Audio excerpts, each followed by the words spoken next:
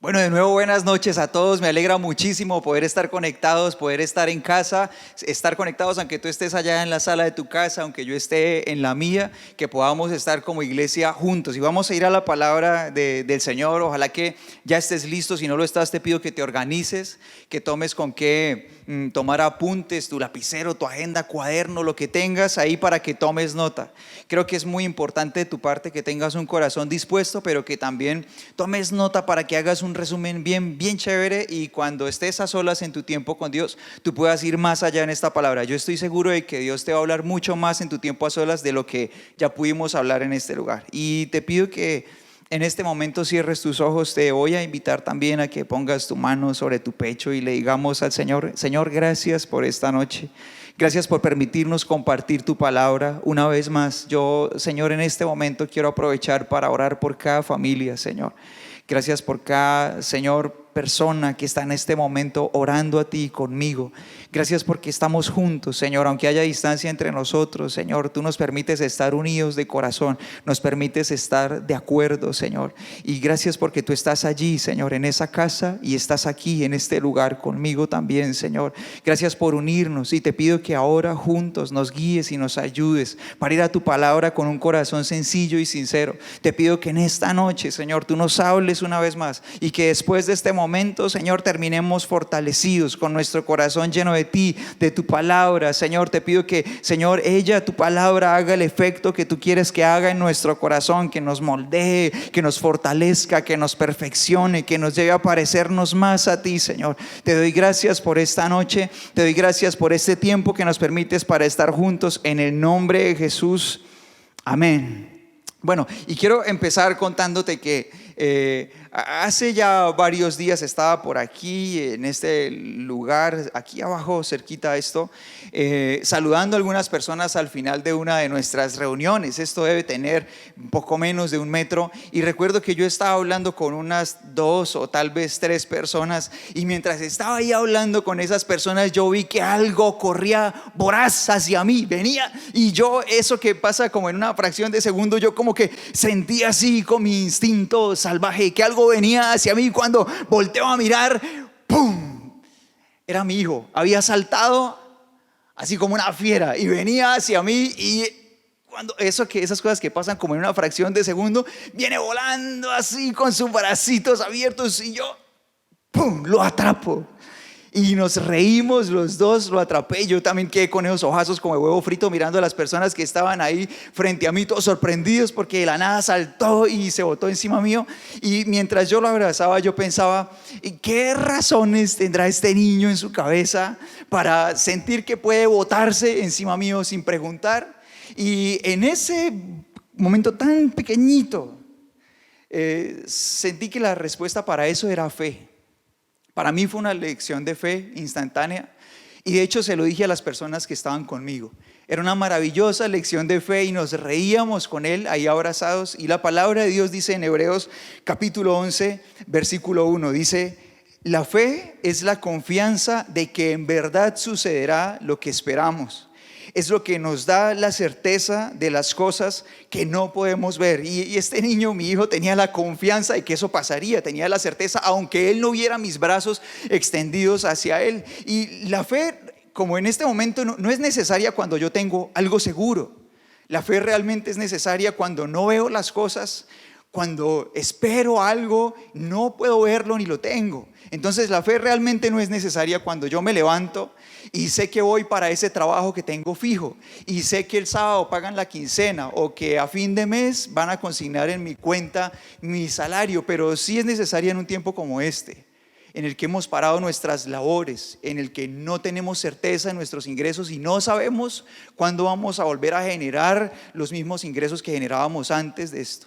No se hace indispensable la fe cuando yo me siento enfermo de algo que yo sé que, para lo que yo sé que puedo ir a la farmacia y comprar una pastilla, entonces la compro y no necesito fe para eso, me la tomo y listo, y me voy a hacer mis cosas y sé que voy a estar mejor. No necesito orar para esas cosas, pero sí necesitamos fe para un tiempo como este, en el que estamos frente a esta enfermedad que no tiene vacuna, y cuando vemos cada día un nuevo reporte de muertos, No se hace indispensable la fe cuando yo pienso, quiero ir a la tienda, yo sencillamente salgo y voy. O cuando pienso, me voy a comer una mandarina, yo sé que hay una mandarina en la nevera, no necesito fe, yo voy y la saco. Pero necesitamos fe cuando sentimos que hemos perdido el control. Lo estamos perdiendo, sentimos que no hay certeza de cuándo vamos a hacer las cosas como antes. Y la fe se hace indispensable en un momento así, cuando pensar en los días que vienen es como ese salto al vacío. Hay una incertidumbre, no sabemos exactamente qué viene. Y lo que yo quiero que nos preguntemos en este momento es si pensar en los días que vienen es un salto de fe. Piensa en esto, si pensar en esos días que vienen es un salto de fe, ¿tú crees que papá te va a atrapar? ¿Crees que papá no te dejará caer? Y creo que en cualquier momento en una de nuestras reuniones de meses pasados, frente a esa pregunta hubiera sido bien fácil responder sí, amén, y hacer bulla, ¿verdad? Pero creo que este es el momento apropiado para darle respuesta a esas preguntas. Ahora que lo estamos viviendo. Y en este momento es cuando respondemos, porque creo que a esas preguntas no se responde con palabras, creo que a esas preguntas se responde actuando. No lo decimos, lo vivimos. Y en un momento difícil como este es cuando entendemos que la fe no se dice, uno no dice es que tengo fe, sino que una cosa muy diferente es decir que uno tiene fe y otra cosa es actuar por fe. A mí, por ejemplo, me parece muy curioso cuando alguien se me acerca y me dice, pastor, me duele todo, me duelen los huesos, tengo fiebre, estoy sudando frío, míreme, pero estoy acá por fe. Yo no veo la fe por ningún lado, la verdad. Yo siento que está ahí es por pura queja, es un lamento eso.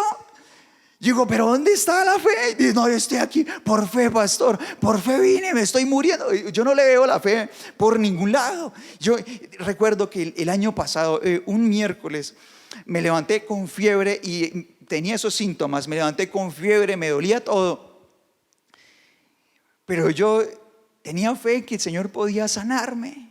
Era un miércoles, había un día de servicio aquí en casa y yo me levanté, me senté a la mesa con mi familia después de empezar el día, hablar con el Señor y todo. Luego hice mis labores en casa, me alisté, almorcé con ellos con fiebre y con dolor en los huesos y todo. A nadie le dije que me sentía así, yo actué con ellos normal, me alisté, me vine, llegué, acá están, nos encontramos con los Gordis, ¿cómo están? ¿Todo bien? Bien, y con fiebre y me dolía todo. Bien, no, vamos a trabajar con toda la actitud, con toda, para la oficina, con fiebre, con dolor de todo. Luego llegó el servicio y todo lo que yo tenía eran síntomas de una gripa prometedora, con mocos, con dolor de todo, con varios días y con todo eso. Pero a nadie le dije nada. Recuerdo que tocamos aquí para el Señor, cantamos esa noche y cuando terminamos el servicio no tenía ninguno de esos síntomas, estaba sano. Después de ese momento, entonces en la oficina le dije a mi esposa, ¿sabes? Y a mis papás, le dije, me levanté así, tenía fiebre, tenía dolor de todo esto, pero el Señor me sanó. Yo creo que es muy diferente decir que uno tiene fe a actuar por fe. La diferencia es radical. Y en Marcos capítulo 4, versículo 38 al 41, dice que al atardecer Jesús le dijo a sus discípulos, crucemos al otro lado del lago. Así que dejaron a las multitudes y salieron con Jesús en la barca, aunque otras barcas lo siguieron. Pronto se desató una tormenta feroz, léelo conmigo, una tormenta feroz y olas violentas entraban en la barca, la cual empezó a llenarse de agua. Jesús estaba dormido. ¿Qué estaba haciendo el Señor Jesús? Estaba dormido en la parte posterior de la barca, con la cabeza recostada en una almohada. Los discípulos lo despertaron. Maestro, ¿no te importa que nos ahoguemos?, gritaron. Cuando Jesús se despertó, reprendió el viento y dijo a las olas, silencio, cálmense. De repente el viento se detuvo y una gran calma. Luego él les preguntó, ¿por qué tienen miedo? ¿Todavía no tienen fe? Los discípulos estaban completamente aterrados. ¿Quién es este hombre?, se preguntaron unos a otros. Hasta el viento y las olas lo obedecen. ¿Qué esperaban estos marineros expertos del Señor Jesús? ¿No? Había por lo menos 4 marineros profesionales entre los discípulos del Señor Jesús. ¿Qué esperaban ellos? Que el Señor Jesús estuviera ahí con un platón. Saquen agua, dale pilas, por allá está llenando. Y sacando, la verdad. Pero ¿qué estaba haciendo el Señor Jesús con su actitud de fe?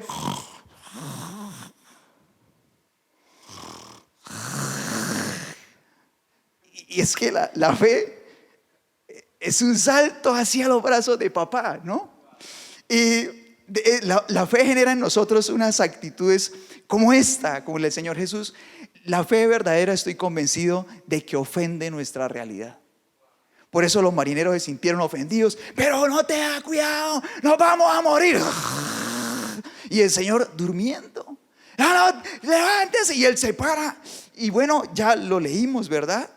¿Y cómo se supone que deberíamos actuar en este momento cuando esta enfermedad está por todo el mundo y la economía está en un momento tan delicado? ¿Cómo se supone que uno debería actuar?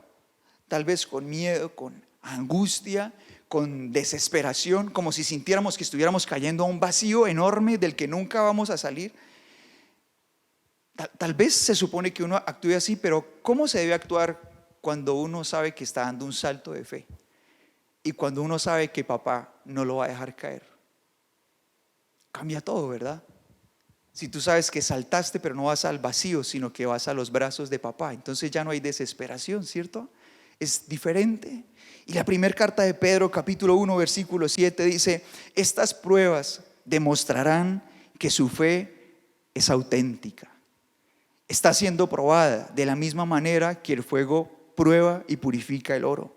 Aunque la fe de ustedes es mucho más preciosa que el mismo oro, entonces su fe, al permanecer firme en tantas pruebas, les traerá mucha alabanza, gloria y honra en el día que Jesucristo sea revelado a todo el mundo. Así que donde realmente se sabe que uno tiene fe no es escuchando prédicas ni viendo milagros en otros, es en medio de la prueba, en medio de los momentos difíciles, en medio de las tormentas. Y por eso Santiago capítulo 1 versículo 2 al 4 dice: amados hermanos, cuando tengan que enfrentar cualquier tipo de problemas, léelo conmigo ahí en casa, dice: considérenlo un tiempo para alegrarse mucho.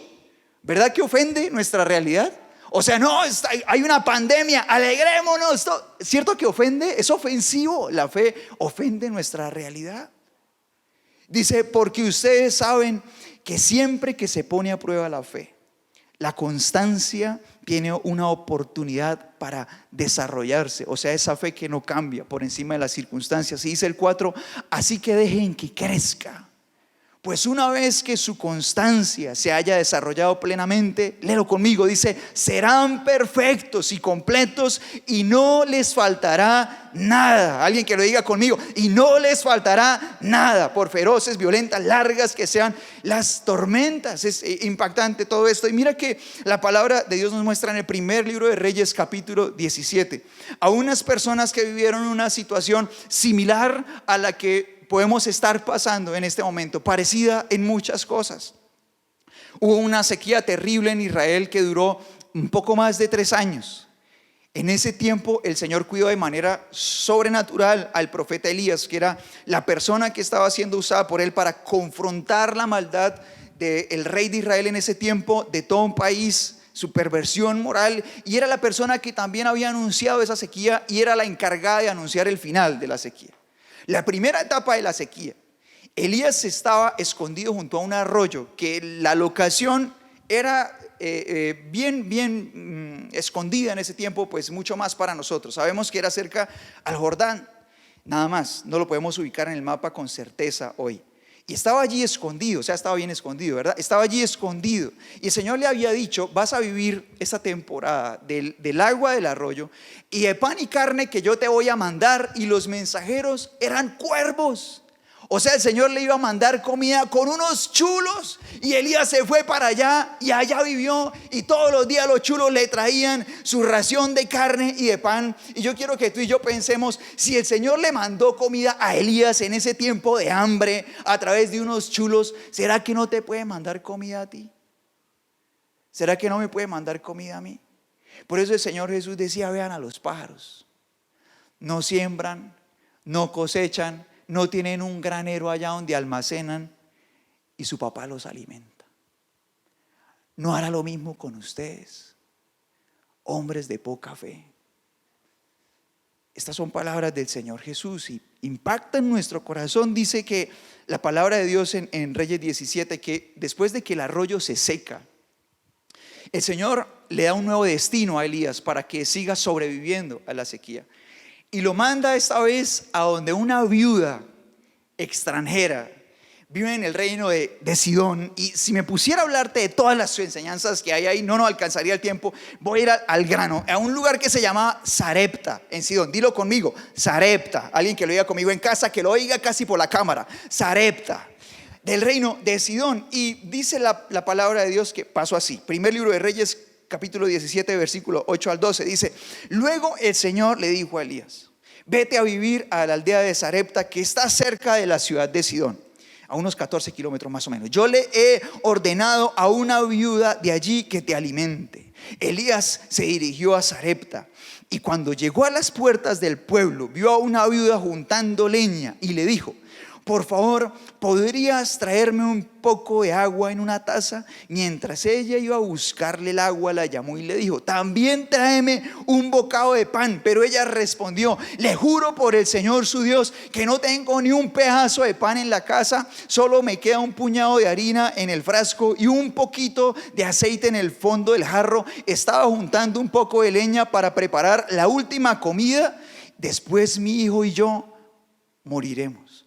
Y a mí el Señor me enseña de muchas maneras a través de este texto. Yo creo que tú notaste, y si no, te pido que notes que en el versículo 9 el Señor ya le ha dicho a Elías que él ya habló con la viuda. No sé exactamente cómo, pero el Señor ya le dijo a la viuda que Elías iba para allá. O sea, para ella no fue una sorpresa cuando Elías llega y le pide comida. Ella ya sabía que el profeta venía y que ella lo iba a alimentar. Y cuando el Señor le dijo a ella, ella le dijo: sí, Señor. Pero cuando Elías llegó y le pidió el plato de comida, le dijo: no, Señor.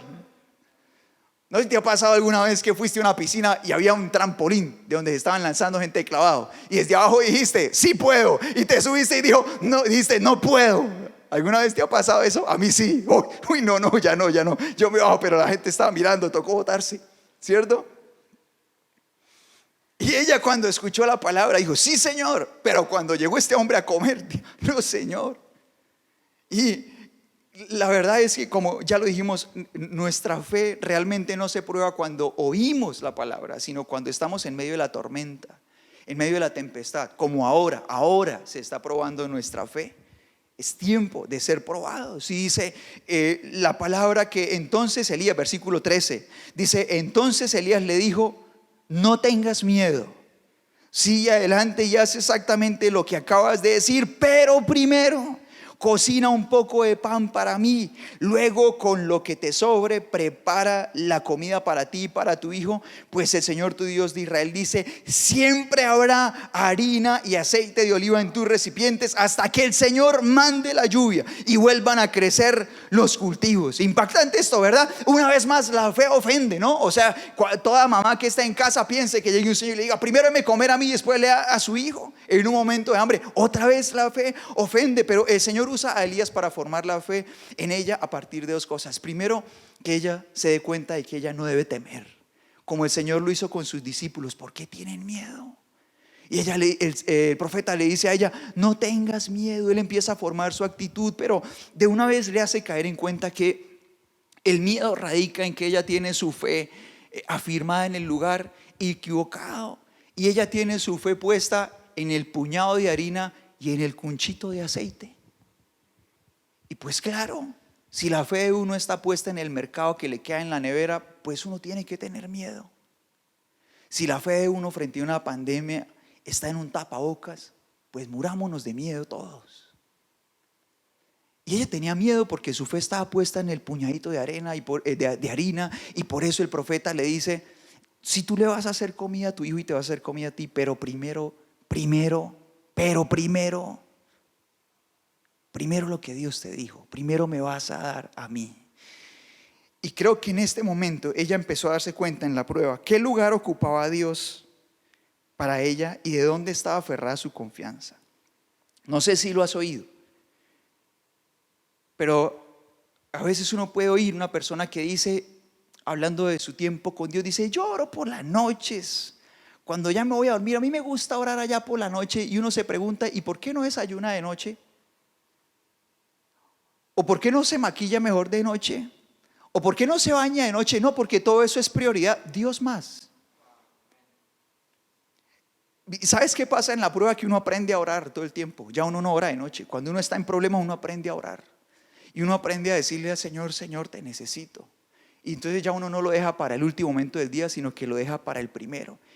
En medio de la prueba es donde sacamos al Señor de la lista de emergencias. ¿Qué pasa con la lista, con los números de emergencia? Que son números importantísimos, pero uno nunca llama, ¿cierto? Entonces sacamos en el tiempo de la prueba al Señor de esa lista y aprendemos a llamarlo. Aprendemos a buscarlo y aprendemos que Él es el primero en todo, que Él debe ser el primero en mi tiempo, en mi mente, debe ser mi pasión, el primero en mi confianza, el primero en mi familia, en mi trabajo, en mis finanzas, el primero en mis vacaciones, en mi tiempo libre, en mis hobbies. Y cuando Dios es el primero, no hay miedo, se lo llevó.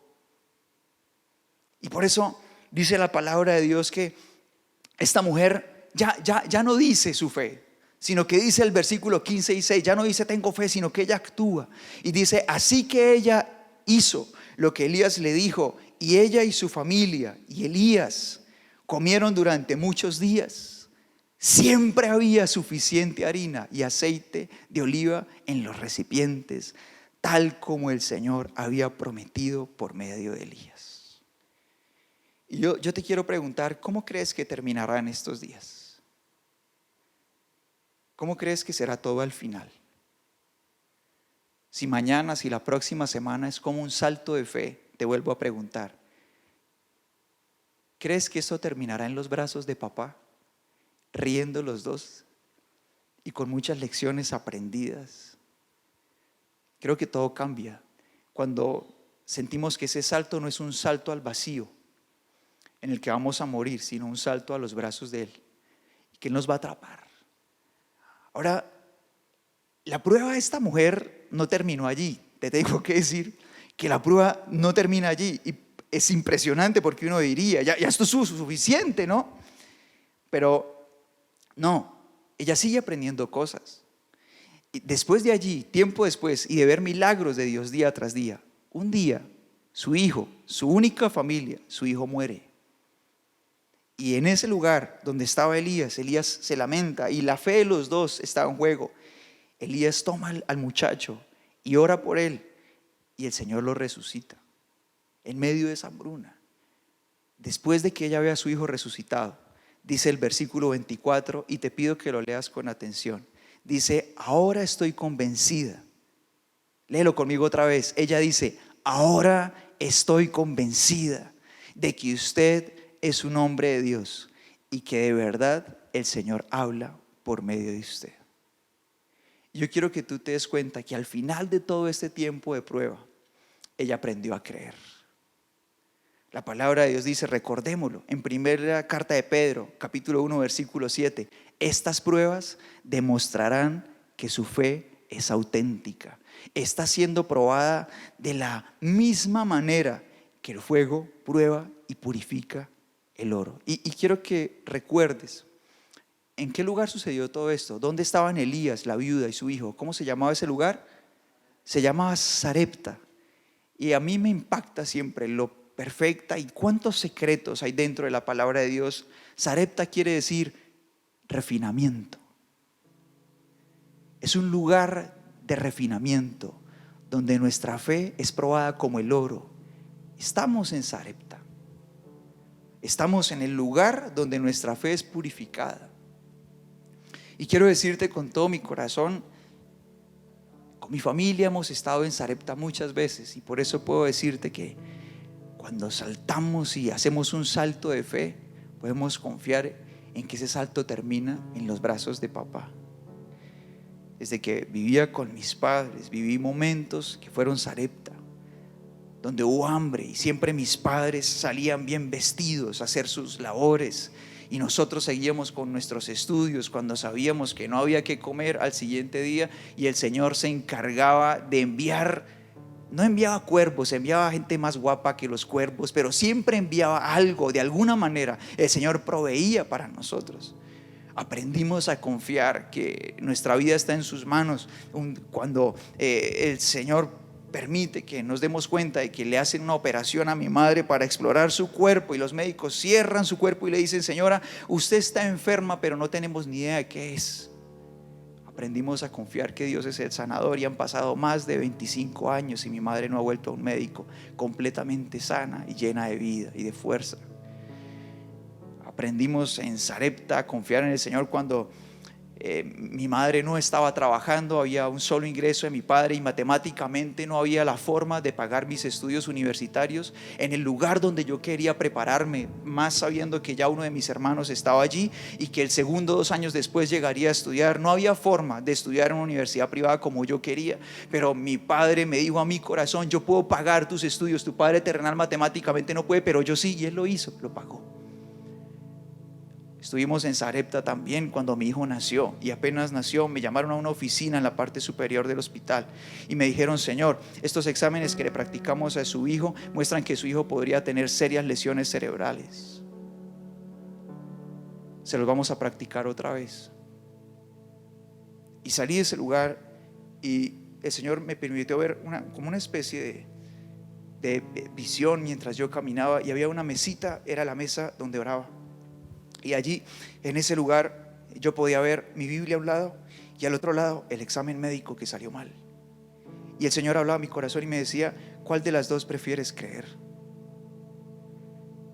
En ese momento mi corazón se llenó de alegría y de gratitud. Y cuando volví a recibir el siguiente examen, sabía que caería en los brazos de papá, y así fue. Hemos estado en Sarepta muchas veces y por eso podemos decirte una vez más que tú y yo podemos confiar en que si saltamos con fe, caeremos en los brazos de papá. Por eso te pido que cierres tus ojos en este momento y que oremos juntos. Y que con todo tu corazón tú puedas reconocer delante de Dios si en este tiempo tu corazón se ha empezado a llenar de desesperación, de temor, de miedo, por diferentes cosas, por la enfermedad, por la economía, que son como las dos grandes necesidades que se están moviendo en este momento en nuestra sociedad. ¿Y qué tal si le empezamos a decir al Señor: Señor, yo te entrego ese temor, yo te entrego ese miedo, te entrego la desesperación en mi corazón? No quiero vivir este tiempo con desesperación como quien cae al vacío. Quiero tener una sonrisa en mi cara de confianza porque sé que voy a tus brazos. Sé que tú no me dejarás caer. Alguien que se lo pueda decir al Señor con su corazón: sé que no nos dejarás caer. Sé que esto termina con sonrisas entre los dos, Señor. Sé que esto termina, Señor, con un corazón y con nuestra familia llena de enseñanzas. Por eso hoy te entregamos, Señor, cualquier tipo de emoción que intente embargar nuestro corazón. Señor, queremos dejar de confiar en lo material, queremos dejar de confiar en nuestras capacidades, queremos dejar de confiar en el dinero, queremos dejar de confiar en los títulos que cuelgan de la pared de nuestra casa o de nuestra oficina, queremos dejar de confiar en el negocio y queremos depositar nuestra confianza en ti. Alguien que le pueda decir al Señor con su corazón: enséñame en este tiempo a creer. Purifica mi fe, Señor Jesús. En este lugar de refinamiento quiero salir con mi fe libre de impurezas. Quiero salir de este tiempo, Señor, con una convicción profunda de quién eres tú, Padre. De que puedo saltar una vez más y me tomarás en tus brazos otra vez y otra vez y otra vez, y que no hay manera de que termine diferente. Señor, enséñame a creer. Señor, quiero darte el primer lugar en toda mi vida y quiero que en este momento, Padre, tú nos muestres si acaso nuestra confianza está puesta en cosas, en personas, en algo diferente a ti, Señor. Y te pido, Señor, que en este momento también empieces a tratar nuestro corazón y nos guíes para darte el primer lugar. Guíanos para darte el primer lugar, Señor, para entregarte nuestra fe. Que nuestra fe, Señor, esté en ti, Señor. Te entregamos nuestra vida, te entregamos nuestra fe. Confiamos en ti. Te pido que empieces a mirar hacia adelante. pienses en cómo terminará esto. Y piensa que si el salto es de fe, habrá un abrazo profundo entre papá y tú. Terminará en sonrisas. Cuando saltamos con fe, no hay manera de que termine de otra forma. Gracias por estar con nosotros. Digámosle al Señor: en ti confiaré, Señor.